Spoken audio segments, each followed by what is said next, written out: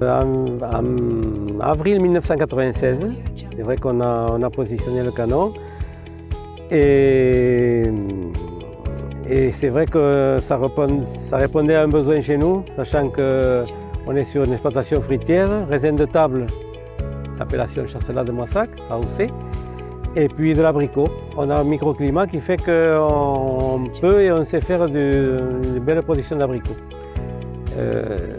Et ce sont des productions qui nécessitent quand même un minimum de protection. Et l'ancienneté de nos vignes, des vignes qui étaient relativement étroites, faisait qu'on ne pouvait pas forcément immédiatement faire des protections sous filet. Et on avait opté pour ce système-là.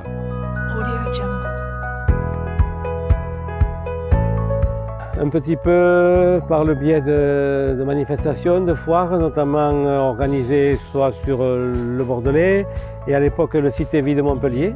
C'est avec votre société qu'on a fait connaissance à l'époque. Et par le biais aussi de collègues que je ne connaissais pas forcément, qui étaient implantés sur le département. Il y avait déjà 1 ou 2 positionnements de matériel de canon de la maison Olivier.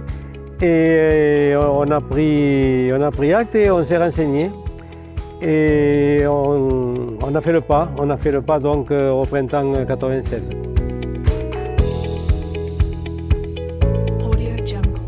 En effet, sachant qu'ici, malgré tout, on n'est pas forcément dans la zone la plus grélifère du sud-ouest, mais malgré tout, surtout en 1994, là on a été toute la zone d'appellation, quasiment toute la zone d'appellation de l'AOC, Chasselas de Moissac, c'est quand même 76 communes, c'est un vaste territoire.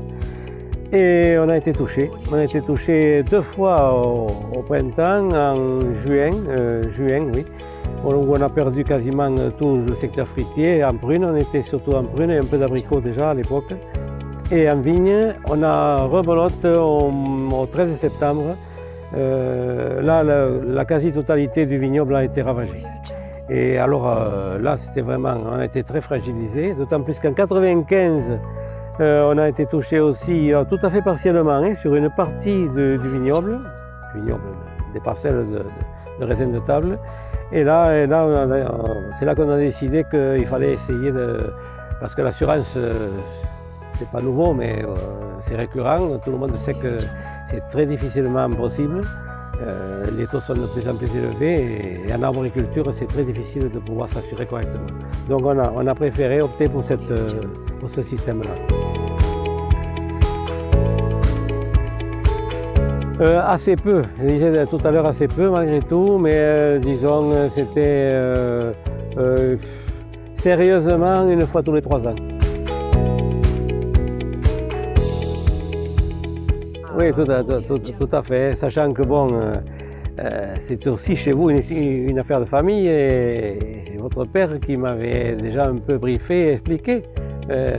Encore faut-il être réceptif sur l'approche, encore faut-il aussi se renseigner un petit peu.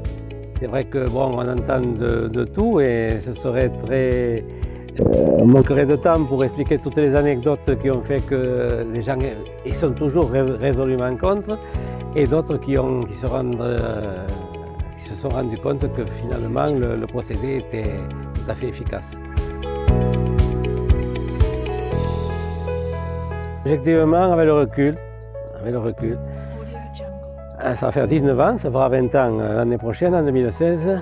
Objectivement, on l'a évoqué tout à l'heure, il y a des collègues, des voisins qui ont été touchés autour de chez nous. Affirmer que c'est le canon, je n'irai pas jusque-là, mais le fait est, il faut reconnaître qu'à ce moment-là, ces années-là, on a été épargnés. Et c'était vraiment, c'était relativement précis, à quelques centaines de mètres près, on est passé, comme on dit, à côté. Bon, donc l'effet se reproduit. Donc les années passant, on peut estimer que ce n'est pas par hasard. Voilà. Donc la technique, me semble-t-il, fait ses preuves.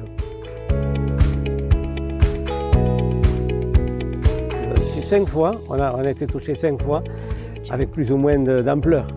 Et sur ces 5 fois, il y a 4 fois où on n'était pas là. Après, bon, techniquement, je sais que vous saurez l'expliquer. Ici, on n'a pas le radar, on n'a pas adapté un radar, les moyens techniques se sont modernisés. On est à même d'affiner le procédé, le moment de l'allumage du canon.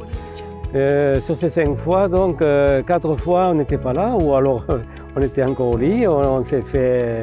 On n'a pas été présent quand il fallait, on n'a pas su l'allumer quand il fallait. Et une dernière fois, on a grêlé modérément.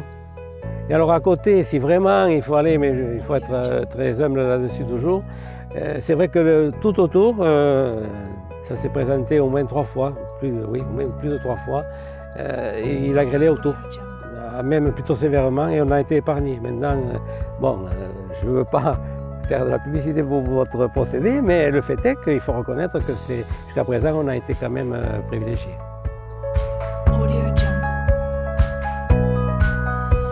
20 ans, je vous reprends, 20 ans l'année prochaine. Mais oui, on l'utilise et on l'utilisera encore. Après, on travaille en équipe avec mon fils, donc il n'a pas voulu prendre le micro aujourd'hui. Mais et avec ma sœur, c'est une exploitation familiale. Hein. C'est quand même des structures relativement petites. Mais malgré tout, par rapport à votre question, oui, on continuera à privilégier ce système-là.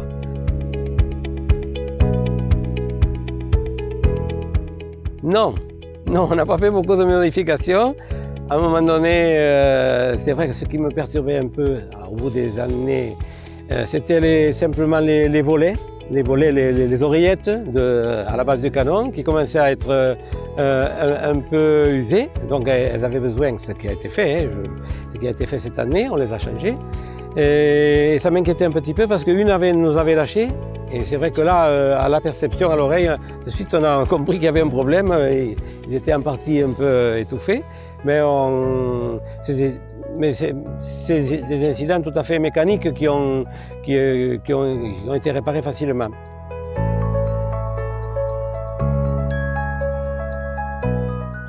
Les avantages, évidemment, c'est ceux que l'on espère, à savoir que la protection des récoltes sera assurée. Sera assurée. Et les inconvénients, c'est qu'ils étaient pendant une 10 à 15 ans, le fait, la nuit surtout, le fait est qu'on n'avait pas opté, nous, je le répète, pour la protection intégrale avec le radar. Donc on était tenu d'être plus vigilants, notamment dans le fait d'allumer la nuit. Le canon, à mon avis, ne peut être pris en défaut que par des polémiques sur le bruit. Si tant est qu'en campagne, il faut communiquer. La première des choses, à mon avis, c'est l'essentiel, parce que des anecdotes, on ferait 3 heures. Hein. Et il faut communiquer. Il ne faut pas hésiter à communiquer. Il faut prendre les devants même. Hein. Souvent au sein d'une petite commune, si vous avez un particulier ou une association, au pire, qui est mal informé et qui vraiment a une vindicte contre l'appareillage canon anti-grêle, il faut communiquer, il faut prendre les devants, et attendez, venez voir, expliquer. On ne peut juger que quand on a entendu, on ne peut porter un jugement que quand on connaît tous les tenants et les aboutissants. Voilà. Mais le fait est qu'il ne faut pas se cantonner et être aigri chez soi en disant non. Il faut aller au-devant, parler avec les gens et on s'aperçoit que ça résout pas mal de problèmes. Non, il est facile. Maintenant, il est facile. Il est facile, d'autant plus que 19 ans après, je commence à bien appréhender tous les petits soucis qu'on a eus au début. En fait, au téléphone, on s'aperçoit. Simplement au téléphone, on s'aperçoit qu'il y a des petites anomalies qu'on peut résoudre sans faire déplacer les gens. C'est déjà une très bonne chose. Ça déjà, c'est au niveau psychologique, ça vous met dans d'autres conditions, quoi. Et ça, au début, c'était mon souci. Et il y a eu quelques petits soucis de technique qui ont fait que je ne maîtrisais pas, qui n'étaient rien du tout, mais que maintenant, on maîtrise beaucoup mieux. Alors après, la technique s'est améliorée aussi. Au début, on a maintenant la cellule téléphonique, qui fait que c'est un simple appel au téléphone avec un téléphone, même de l'autre bout du monde, il vaut mieux être chez soi quand même, on peut allumer l'appareil. C'est déjà formidable. Ça simplifie beaucoup les choses.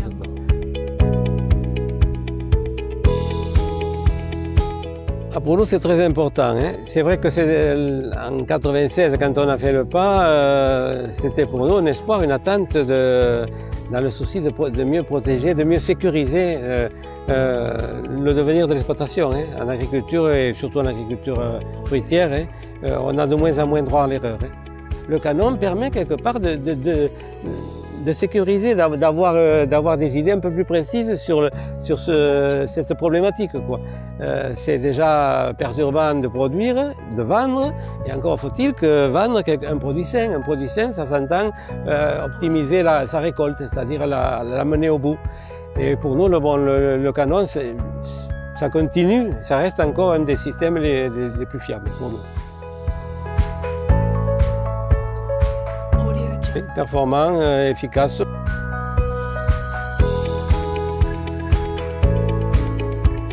Oui, même, on l'a évoqué tout à l'heure de notre façon, même si je continue à penser qu'évidemment, comme la plupart, il faut être honnête, que, comme on dit, le vrai parapluie c'est le filet, même s'il a ses contraintes aussi, hein, il a ses contraintes, et le jour de forte intempérie, il a ses limites aussi. Évidemment que je continue à privilégier ce système-là. C'est très souple. Et le fameux rayon, et c'est vrai que bon, vous mettez un bémol des fois entre guillemets de 1 km, c'est vrai que bon an mal an, hein, on le vérifie. On le vérifie. Hein. Bon, en coteau, y compris en coteau, bon, il peut y avoir la force du vent qui fait que ce fameux rayon de protection peut se décaler sur un angle ou sur un autre. Mais bon an mal an, il est respecté, même un peu dépassé. Hein. On s'aperçoit, on a quelques parcelles à plus d'1 km, enfin à plus de 500 mètres, disons, du centre du canon, qui sont protégés. On en a 800 mètres qui, suivant les conditions, hein, suivant les conditions. Il y a tous les cas de figure, mais enfin, objectivement, la protection annoncée est réelle. Oui.